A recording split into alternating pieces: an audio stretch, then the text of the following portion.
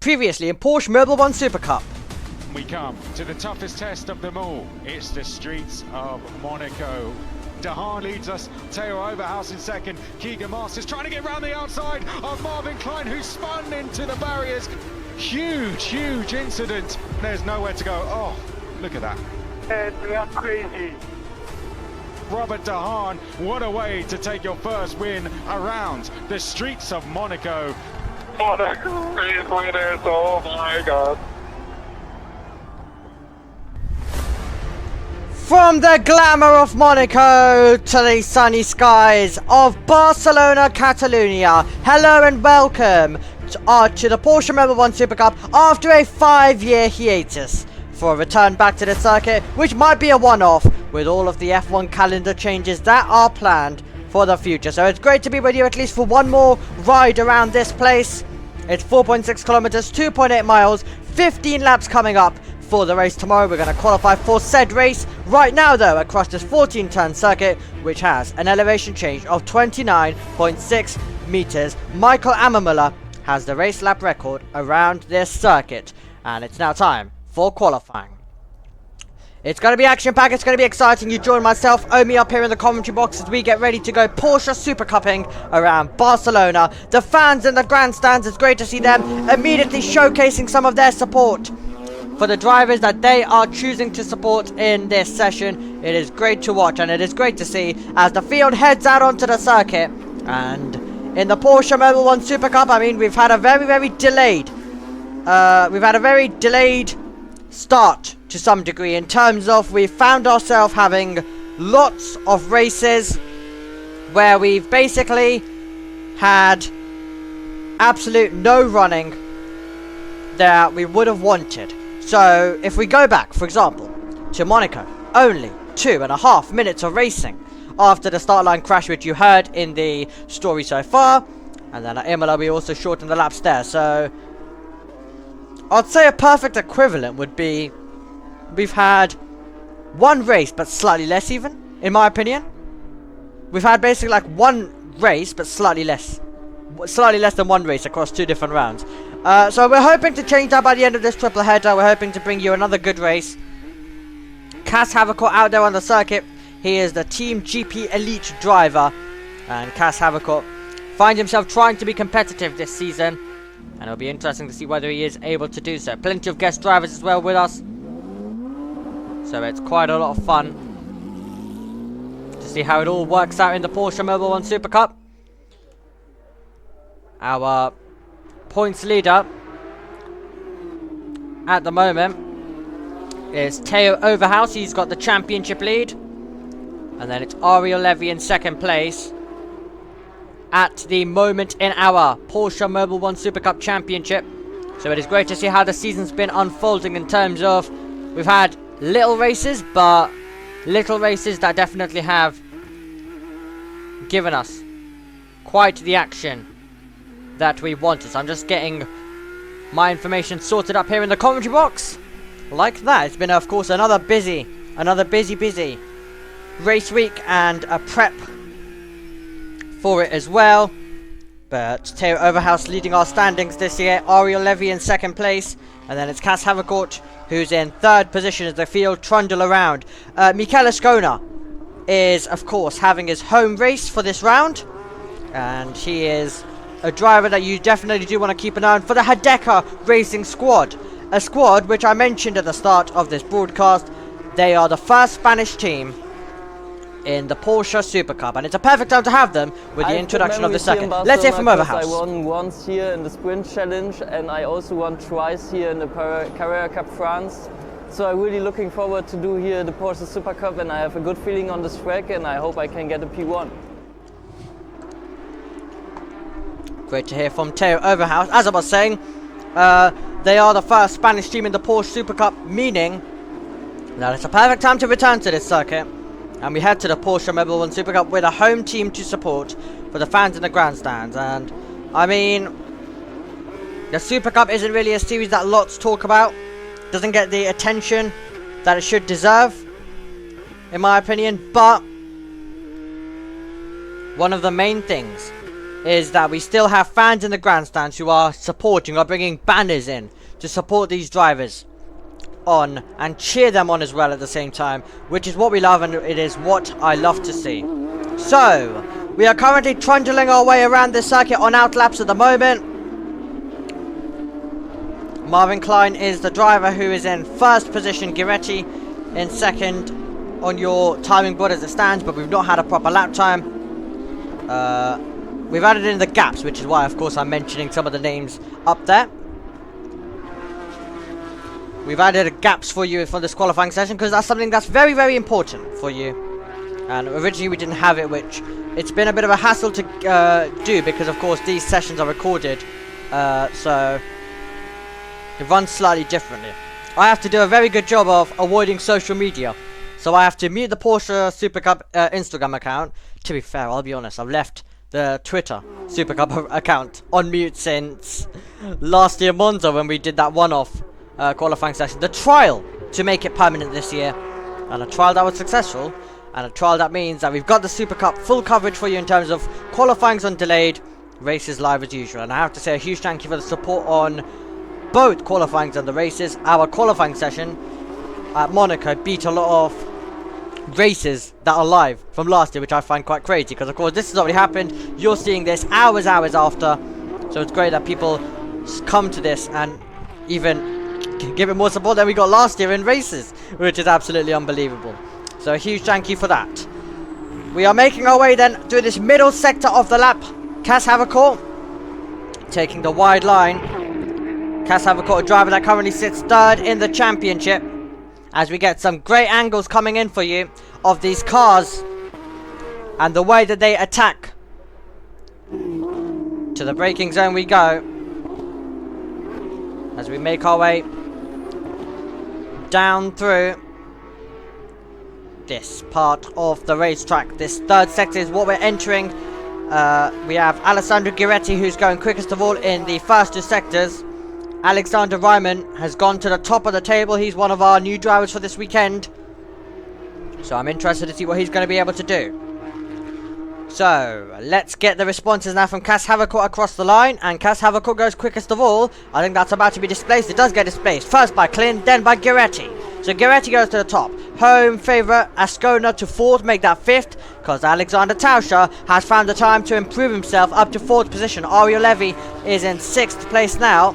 The first few lap times coming in. Teo Overhouse, our pole setter from the opening round of the season, goes to fourth. Dehaan to sixth. Yannis Stiak is up there as well, and he moves up to third position. Great stuff from the rookie. We had a car off the road, and that looks like Pietro Deli Guranti, the number 9, who was off the road, and he was able to continue on a little trip to the first chicane, and then having to, of course, go to the bollard and make his way through back onto the circuit. Flint Turing in the pit lane, no time set. I wonder what's going on down there at Schumacher CLRT. I hope all is okay with the car. He's got those Michelin tyres on, of course.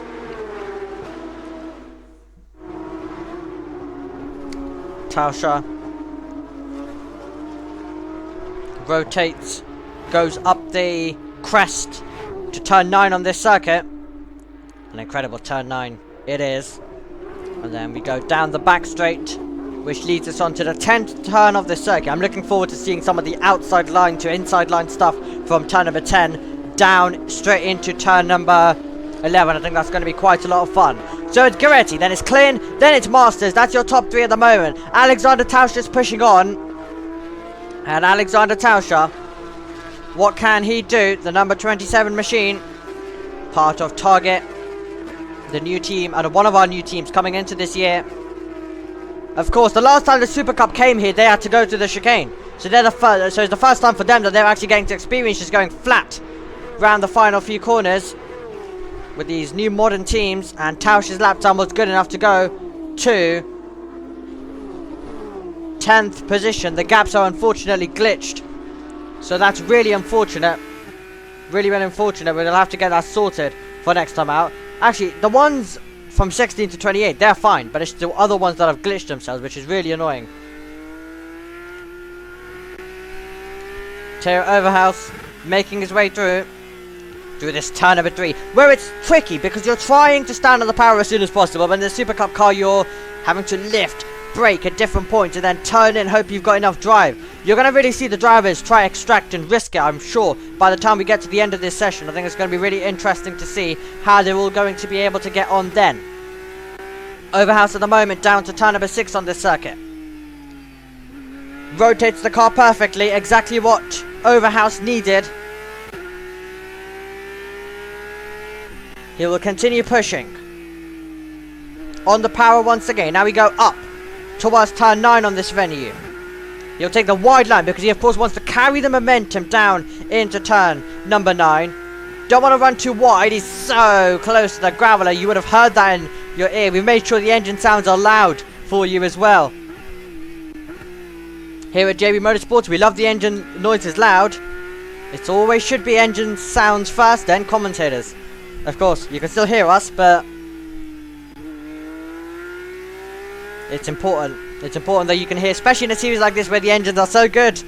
We want to give you the best experience of these loud engines. Back to the olden days where the commentators are having to shout over these loud machines. Levy goes to 8th. Teo Overhouse comes across the line now, and Teo Overhouse lost time in that final sector. As we see, Dehaan improved to the front row. He's missed out on pole by 0.02 of a second.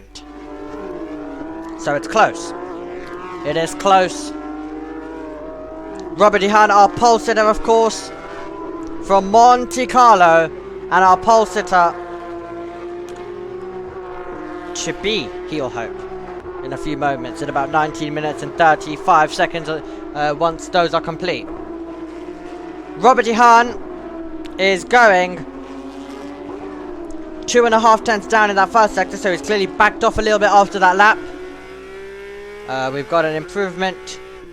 Garcia Mendez, who's another one of our drivers coming in for this weekend, has moved up to 20th. That was the improvement that you would have seen.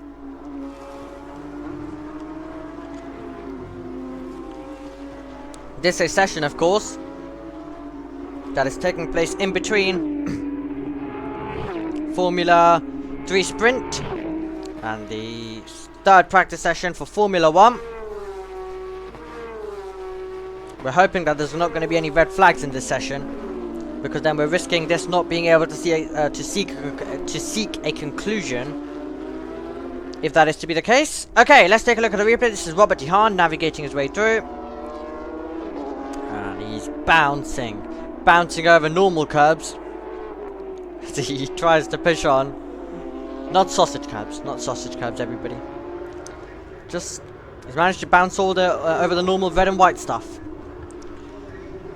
Kaz Havercourt down to turn 1. Here he goes, the GP Elite man, currently in 15th. He would have been he'll be disappointed after that run. Havercourt, the driver who was of course able to get a third position in Imola, managed to also score some points in Monaco with 0, rather. It was Ari Levi who scored 4. But Kaz Havercourt did not, of course, find himself classified as a did not start.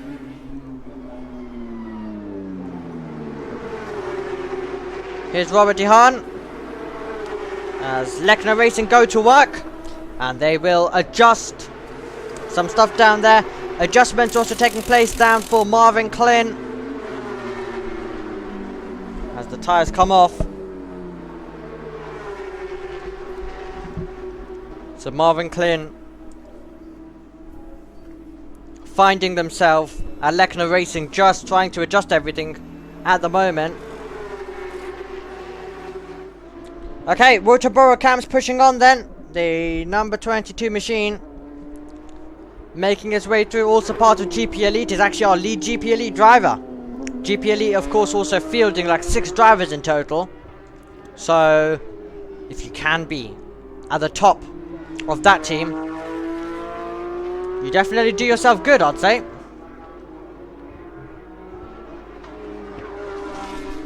Out of the fire, into the pit lane you'll go.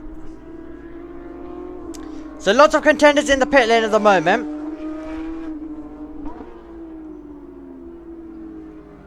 And of course that being the Michelin's being changed. And then they will get ready to push on once again around this circuit. A great performance. Kauhape has got a great performance in. A superb lap to be 4th.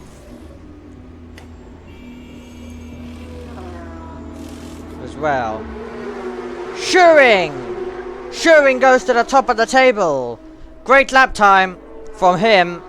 And he's got the fastest time by 55 thousandths of a second. Brother Tomorrow Shuring, of course, and now the lead driver, putting a Shuring back at the top in the Porsche Mobile 1 Supercup.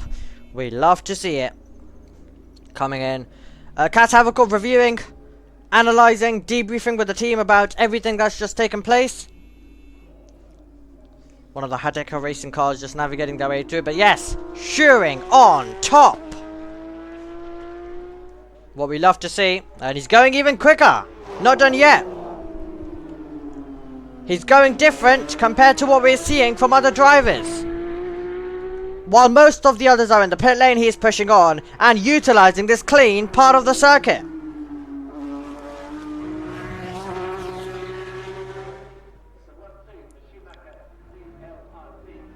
Incredible stuff as we make our way through. Just trying to get our information up here in the commentary box.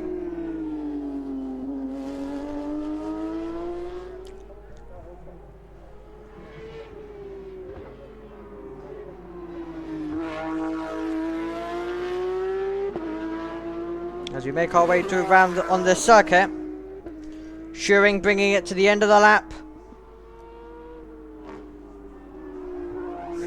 Teo Overhouse, of course, has 1 pole position in the category.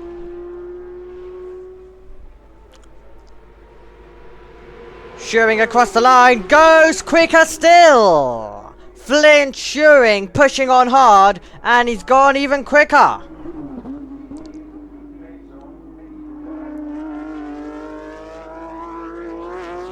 Extraordinary stuff.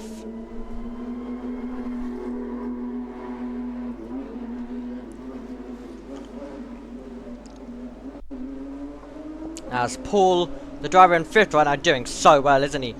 Driving, of course, the Martinet by Alvarez car. Think it's important to clear. Think it is very important to clear, as we just looked at Paul Kauhape. He is, of course, in position of Mathis Jalbert, who is the driver who, of course, found himself sitting out the race after qualifying. So he's taken some time off. I think he's sick or something. So hopefully he'll be back with us soon. It would be really nice if we are able to see him back. And then Aldo Festante, we still wish him a good recovery after, of course, what happened at the start of the triple header. He was involved in that incident at Imola. And it means that what he's now left with is of course a task of trying to recover by the time we get to Austria. But he's missed his triple header, and that's unfortunate for Aldo Festante. I mean, it's a triple header. It's I'd say a very vital part of the season. I mean, we have a double header. No, wrong. We don't have a double header because we don't go Silverstone this year. We have Austria as a standalone. Then we have a double header with Spa-Hungary. Let's hear from Overhouse. Sure, Shuring spent in the pits for the first 7-8 minutes. He go completely out of rhythm, and he's P1 now. maybe something to consider for next time. I mean, if you are at a circuit like Monaco or something where there's yellows, maybe a possibility. Something to consider indeed. You could find yourself to pole position and, you know, session gets red flag later. Brilliant. I'm on pole. Lovely. Onto the second goes Aaron Mason across the line. Menendez just crosses the line but has dropped a position rather than gaining one. So to see me, he's had a lap time deleted, everybody. I hate how we're getting information in terms of the in terms of our race control messages. I'm really upset that we're getting information that is telling me stuff about 1 hour before practice 3. That's clearly not what anyone's here for. It's a Porsche Supercup session. I want information on this session. I want race control messages coming from this. That's what I want.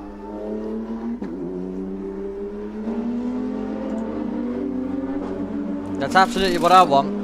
As we make our way through this session.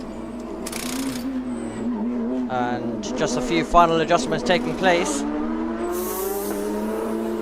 As Flint Turing navigates his way.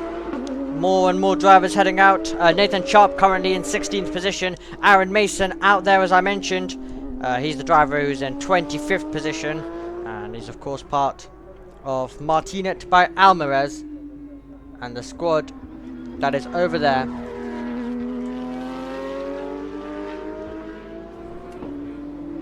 So it'll be interesting to see how he's able to get on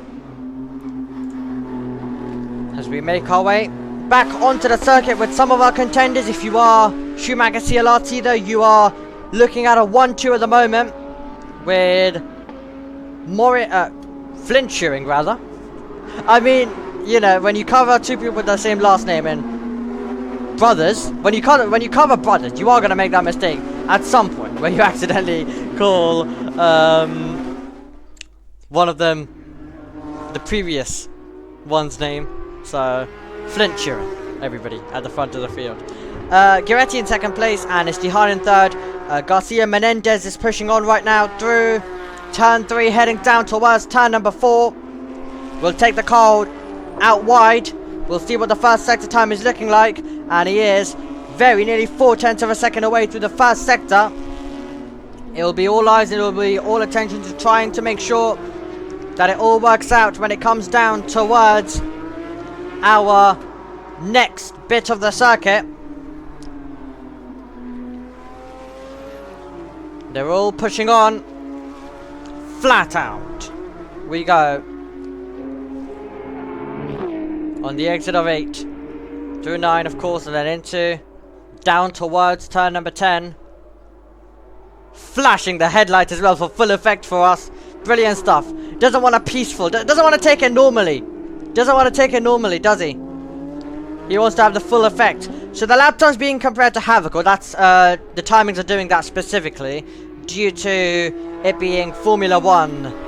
Of course, it's the F1 weekend, so the top 15 is where anyone outside of it for a qualifying session, the timings think that, you know, this driver's trying to get it out of Q1, so it's comparing it to Havoc, who's in 15th.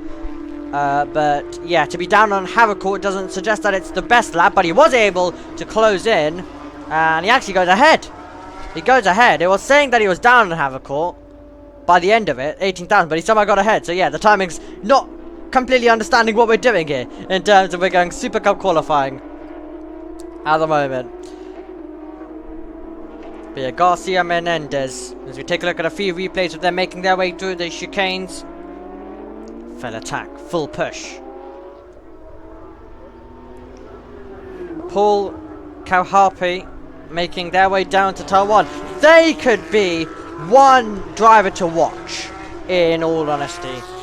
Extraordinary stuff. To find themselves at the front of the field, or near the front of the field, to be in contention is quite good. Robert DeHaan making his way through. The driver that now sits 8th in the championship. Of course, he had the collision at Imola that he was very unfortunately involved in. And he was given 12.5 wins. So for this entire season, everybody, we're going to have the half-point thing going on. So yeah, get prepared for that. All of that fun. Of a title being won by half a point. But yes, due to the everything being shortened and the race being so short, that's what we've had to result down to.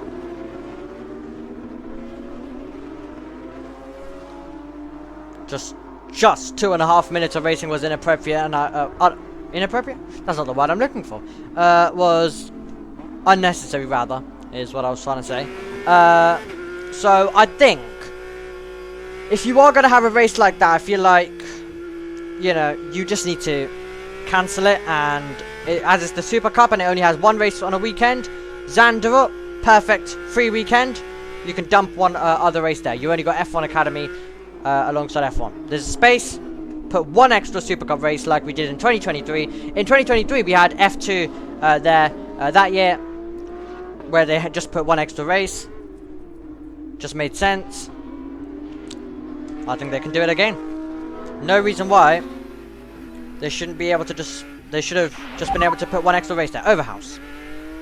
Look out, the Hahn is creating a traffic jam in front. The man in third. Creating a traffic jam in front is the report that is given. 5 minutes and 24 seconds to go on the clock. Robert DeHaan bringing the car down to turn number 1 on this circuit. Sends it in. And then it's all attack stuff on the exit. What an ending this could be to this session. Definitely going to be quite exciting, everybody. Let's see what the first sector time is looking like. It's down for Robert DeHaan. Hoffner goes to 21st. He's also one of our new contenders.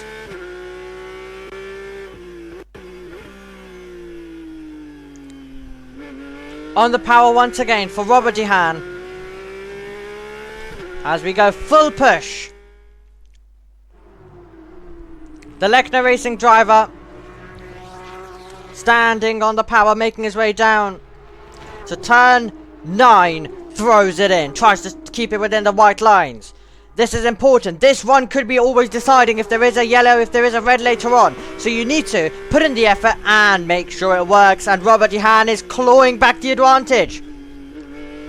DeHaan is being able to generate something magical in the middle sector to be able to close back in some of the gap that he lost in the first. It is going to still need to be something extraordinary to further improve his time in the third sector. We have, moving up to 9th position, that's going to be a great improvement for Doug Schutten. Robert DeHaan out of the final corner, chasing back-to-back poles in the Porsche Mobil 1 Super Cup, and he goes ahead. He found the time. His teammate goes to 3rd. Ascona, the home favourite, is the driver in 7th, but Teo Overhouse is the one to watch on the evidence of the middle sector. It's not the best in the first sector though. Overhouse across the line, and he still goes quickest of all. Teo Overhouse, Robert DeHaan, and then it's going to be Flint Schuring, the rookie, in 3rd position. Teo Overhouse and Robert DeHaan, the two drivers who respectively took pole in the opening 2 rounds of the season, now are 1 and 2, and Flint Schuring doing very, very well at this stage. Klin in 4th, Giretti's in 5th. It's all coming down to a boiling finish at the end of this session. Making the improvement is Keegan Masters. He goes to 5th place. 3 minutes still to go. Still improvement to be found. Giretti is on the attack. He's trying to come up with something. Out of the final few corners goes Alessandro Giretti.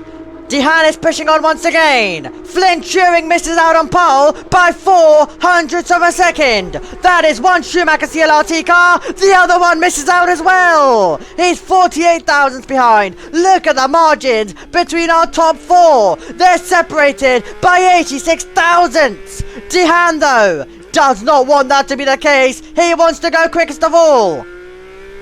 Standing on the power. This could be something for Robert DeHaan if he is to take it back. Overhouse is not finding the middle sector that he wants.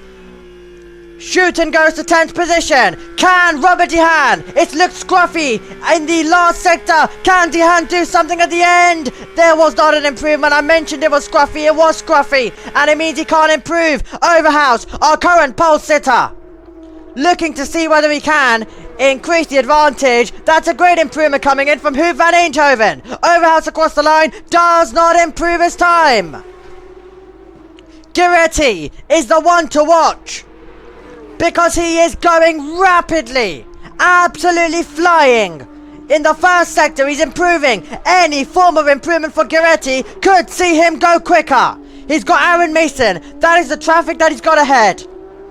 Giretti, down to the braking zone, is up by a 10.5. Masters improves to 3rd. Another driver to miss out. Our top 5 separated by 86 thousandths of a second. Giretti's the one to watch though. He is part of said top 5, but he doesn't want to only be part of the top 5. He wants to go for pole. Out of the final corner we go on this circuit. Giretti gunning for it, trying to find the time. Can he get to a first pole in the Super Cup? He misses out by 0.02 of a second. It's Overhouse who maintains the advantage for now. Overhouse, Giretti, and then it's Schuring in 3rd position. The 3rd sector, the middle sector as well for Overhouse was quicker.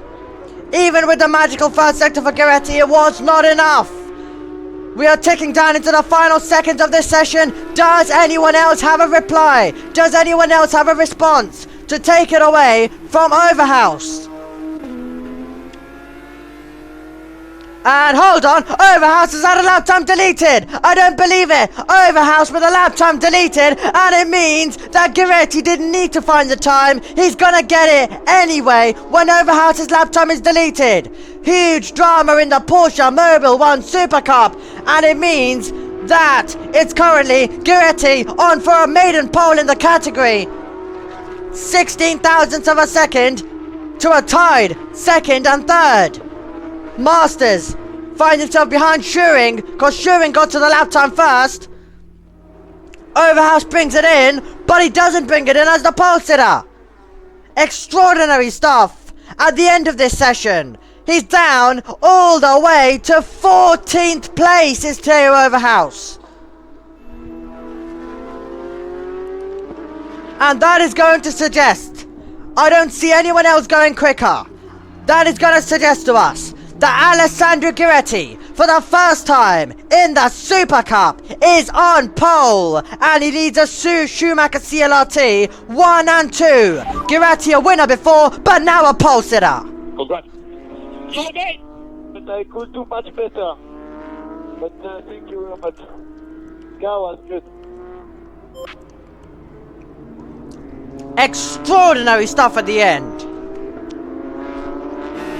Giretti on pole, Havercourt in 13th. That is what we love about Super Cup racing and Super Cup qualifying, when the margins are basically nothing.